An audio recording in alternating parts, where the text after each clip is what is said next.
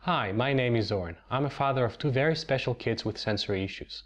Occupational therapists call this sensory processing disorder. 7 years ago, my son was diagnosed with both hypo and hypersensitivities. He couldn't eat most foods, couldn't wear most clothes. We couldn't go to anywhere that was even a tiny bit noisy. He also had spatial orientation issues. So if he was sitting a couple of feet away from me and I was pointing at a toy, he couldn't make out where the toy was in relation to himself. He had to walk over to me, put his finger in front of his face like this, and walk towards the toy. I can jump the gun and share that today he plays basketball at his elementary school. He leads his team and assists, some of them without even looking. But going back 7 years ago, my wife, who is a neuropsychologist, spent the first couple of sleepless weeks since the diagnosis reading about the various treatment options. We decided to focus on sensory integration. Our OT gave us a lot of homework. She called it a sensory diet. It meant that we needed to do sensory activities every couple of hours of various sensory systems. For example, some of them were jumping activities, some were deep pressure, heavy work, in movement activities. Naturally, my wife and I took turns. And what happened was that we each assumed the other was doing the activity, when in fact we both missed a lot of activities. So our OT gave us paper forms to fill in, basically helping us write who needs to do the activity, when, and how did the activity go. This helped organize the process for us. But the challenge was still overwhelming. We needed to come up with various ideas for sensory activities of the different sensory systems. We needed to remember who needs to do what and when. And visuals really helped a lot for us. For example, one activity that my child really liked to do was wheelbarrow walking. I used to hold him by his ankles and walk back and forth the hall with him. But after a couple of days, he got bored with that, so I needed to come up with a whole new sensory activity. Well, I thought maybe it doesn't need to be a whole new activity. I can just place little animal toys along the path, and then we can take the elephant and visit the lion and so on. That was for him a whole new game, so he's not bored anymore. But for us, it was still exactly the same sensory activity we needed to do.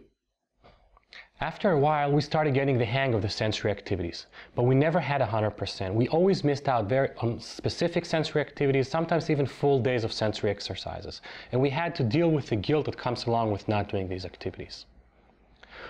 With time, our bank of activities grew, and so did the stack of papers of filling in who did what and when. 6 years later, our baby girl was born. We thought we knew it all, but she had a different sensory profile. She is what occupational therapists refer to as a seeker. So we had to adjust to a whole new temperament, learn new sensory activities, even had a new OT. At the time, I was managing a company that did driving analytics for auto insurance companies.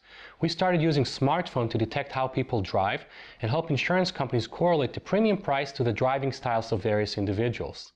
About the time my daughter was diagnosed was the time the company got sold. So my wife and I decided that we can leverage the technical expertise I accumulated over the years together with our own personal knowledge and create SensoryTreat. SensoryTreat is all about helping parents adhere to the sensory home program prescribed by the OT. First, we set out to visualize the various activities. For that, we partnered with Yoni Goodman. Yoni is a gifted illustrator and an animator of some Oscar-nominated movies, but he's also a father of a very wonderful boy who also has SPD. We then created the SensoryTreat app, which is a tool for parents to log in the various sensory activities they needed to do throughout the day, create the daily schedule, get alarm reminders when it's time for the different activities, and log how the child responded to each activity.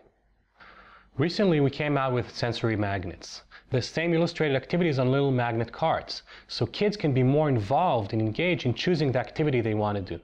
Now kids can choose the activity, place it on the fridge, for example, in the morning, and when the app pops up with a reminder, they see the visual of the same activity they chose, and they're more engaged in the activity. Sensory magnets are produced in cooperation with Bet Akstein, which is an Autism Society organization employing adults with autism and Asperger. Our work with our kids over the years has taught us several golden rules, as we call them, for how to best adhere to sensory home programs. We like to call them sensory tips.